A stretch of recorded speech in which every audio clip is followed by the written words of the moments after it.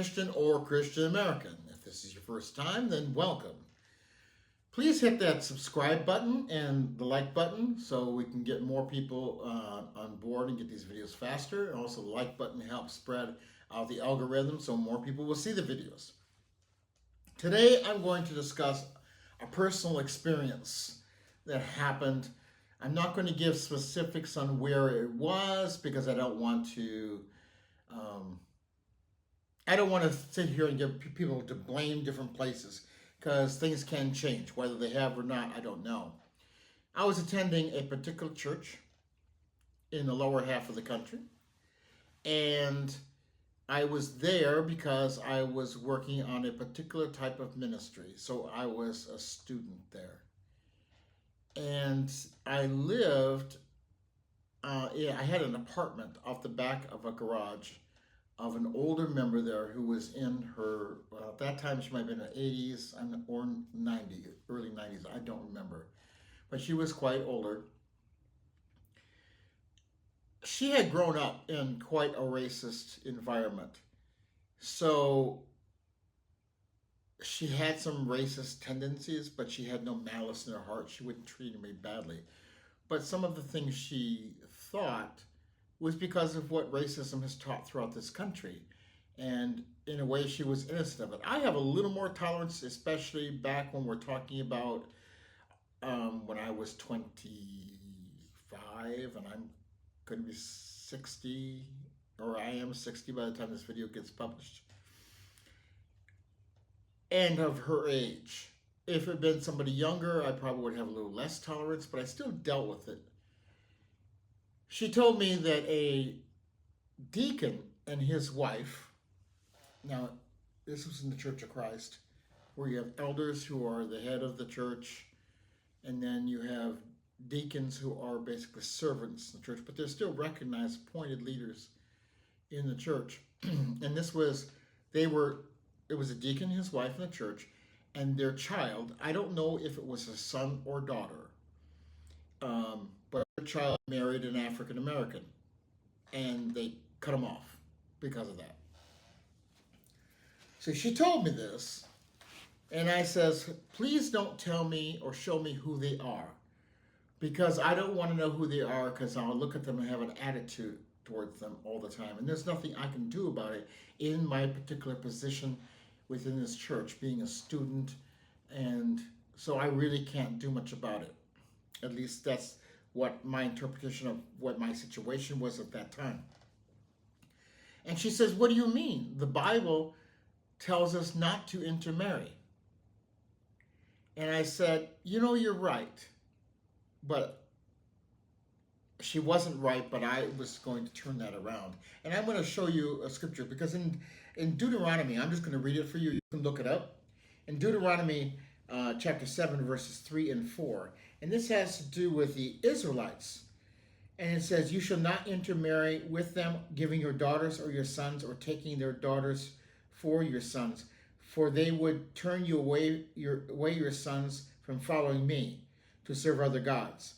Then the anger of the Lord would be kindled against you, and he would destroy you quickly. Okay, so what this is it's dealing with the fact that Israelite was a theocracy. It was a nation that followed God directly, okay? And if they were to intermarry, intermarriage was considered going outside of the nation of Israel and marrying somebody else who does not have that commitment to God. So they were forbidden from marrying somebody outside of the Israelite nation. It had nothing to do with skin pigmentation, because that wasn't an issue back then. And also, we don't know if there were many whites around that area, even if at the time they were coming around, whites were probably just beginning to show up as they moved farther north. But the whole issue, the only thing it had to do with is one thing. It had to do with whether or not the people were following God or not following God. And so I told her this, and I said, so that means that anybody in the church is fair game, whether black or white. And of course, she didn't like my point. But she, we kind of laughed about it a little bit, I made her comfortable. I'm not going to go into everything I said, but the whole idea is that breaking down these things that have been lied about for years, that white supremacy has used these scriptures and twisted it to mean what they want it to mean. And because people have a mindset that's been established in white supremacy, they don't question it. Oh, that sounds right, not to intermarry. But their idea of intermarriage is black and white. This intermarriage had to do with something else. And they're assuming that all the Israelites are white anyway. So if they then could imagine the people being black, then that would be it. But that's because all that the history has been distorted. There's something else I want to discuss about here, though. Think about what racism actually does. If you have a son or daughter and they go off and marry somebody that you don't particularly approve of, are you going to cut them off? Some people will. I can't imagine doing that. I can't imagine abandoning your child. Even if, say if we go to the idea where it is, if you're a person, a child, married somebody outside of the church, and that will be an issue because they could kind of pull them away from the church. I would want to stick with my child and find a way to be able to keep them stronger in the church and hopefully at some point, embrace my daughter-in-law or son-in-law that maybe they can be influenced to come to the church. Ostracizing them is not going to help.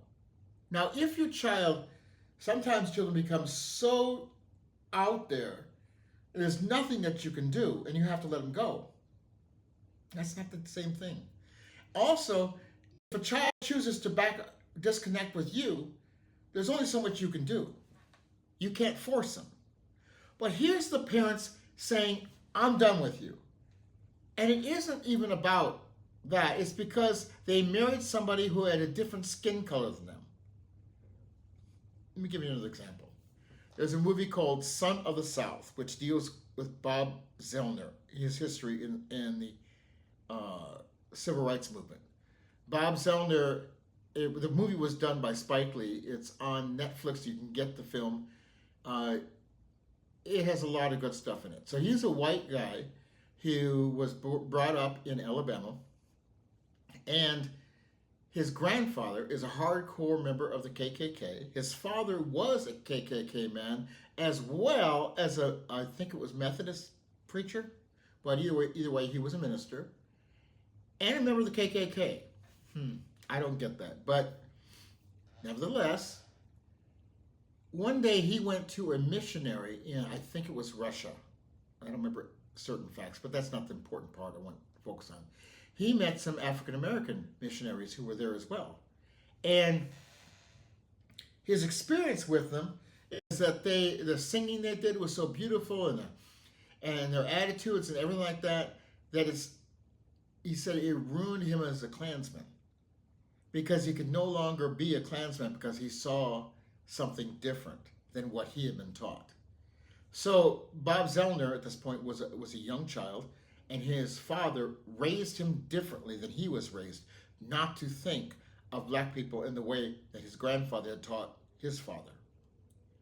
Well, the movie starts out where he is in college and he has this thing of a racial report he's supposed to do for college. He goes out and attends a black church, which is illegal at the time. He can be arrested for that. But the people in the church sneak him out. One statement's made to him before he goes out from a black woman. It says, son, one of these days you're going to have to make a decision. And not making which side you're on. And not making a decision is making a decision. This was the start of things. And things kind of went down here. Moving along, he started doing small things on his way to become a great activist. But he went to I don't remember the town, but it was an organization where people could call in a small little office. They weren't expecting a white man to show up, but he answered an ad where you sit in the office during the day and wait for phone calls. Phone calls because people didn't have cell phones. So they would call this office and leave a message for a particular person. And when that particular person came by, these phone messages would be given to them. And so he was there taking these messages. Well, somehow his grandfather got wind of something and met him outside one day, and they went and sat in the park for a little bit and talked, and his grandfather warned him about his activities. And ultimately he says, watch yourself. I'm not quoting exactly, but he said, this I am, watch yourself, or I'll shoot you in the head myself. Okay, so you have a grandfather who's a white supremacist and a Ku Klux Klan member who would shoot his own grandson in the head, kill him, because it is more important to uphold white supremacy. Utter ridiculous. Even if you disagreed with your child or your grandchild, to think about murdering your child, or in this case with this couple, at the deacon and his wife, to cut your child off for a notion of white supremacy is utterly preposterous and ridiculous. But that is the country we live in. Not a country of truth, but a country of lies. Not a country that is based on equality, but a country that's based on white supremacy. That is what we live in. And that's what we still live in, folks. We still live in a country, even though we've made some improvements. We have a nation now with MAGA who is trying to bring us back. We have a nation where people attacked the Capitol on January 6, 2020, and yet they were pardoned by President Trump. So they can go out and do whatever they want to. So we're giving these people the authority to do whatever they want to. Who's to say that lynchings won't be escalated? Who to say other things won't go up? If you are sitting here and you say that you would cut off your child because they married somebody that you don't approve of, I could see you being upset if they married a serial killer. Okay. I could even be upset if you're a church member and they're married somebody outside the church, but I don't see you cutting them off, because hopefully you can keep them there and hopefully maybe help them without being too overbearing to bring their spouse to the church. But also to marry somebody who is a different skin color and you cut them off. I don't get it, folks. And I hope you don't get it either, because maybe there's a sign that there's a chance for you to think differently. This doesn't make sense, people. When will we start thinking differently? When will this hatred just dominate everything? And when will people who go to church actually worship God, and actually worship God in spirit and truth, and actually learn what the word love means, and give up white supremacy? White supremacy in these churches is right alongside the Bible. It guides us. It actually interprets the Bible, because what we already believe, we take into the Bible and scoop up what's out of there. But it's all connected to what we already the hate that we had. We interpret the scriptures that way. We have got to put that aside and look what the scriptures really talk about, people. When are we going to do that? When will we grow up and mature as Christians? When will we mature as a nation? We can't do it without God. Are you one of those who cut your child off because they're associated or friends with African American? Please stop what you're doing and think about it. You hate African Americans or other people so much that you would cut off your own flesh and blood in order to uphold an idea of supremacy that is actually based in ridiculous notions. We are no more superior than anything else. We are equal to everybody else. Physically, we are actually deficient compared to African Americans. We have less genetic diversity, but we are not inferior to anybody. God created all of us, and we should learn to cherish each of us. But that's what the world does. That's what hate does. And you can go to church all you want to and pray and praise, but if you decide to embrace hate, if you don't decide to turn around, you're not going to have a home with God. Now, there are people who don't understand in different degrees. I get it. And I don't know where that falls, but I do know that if you pursue hate, the people who go out there and torture people, the people who go out there and are brutality against people, who sexually assault people in the name of white supremacy, you can't be with God and do that. You got to decide which one you want. You have to decide which one you want. Until the next time on American Christian or Christian American.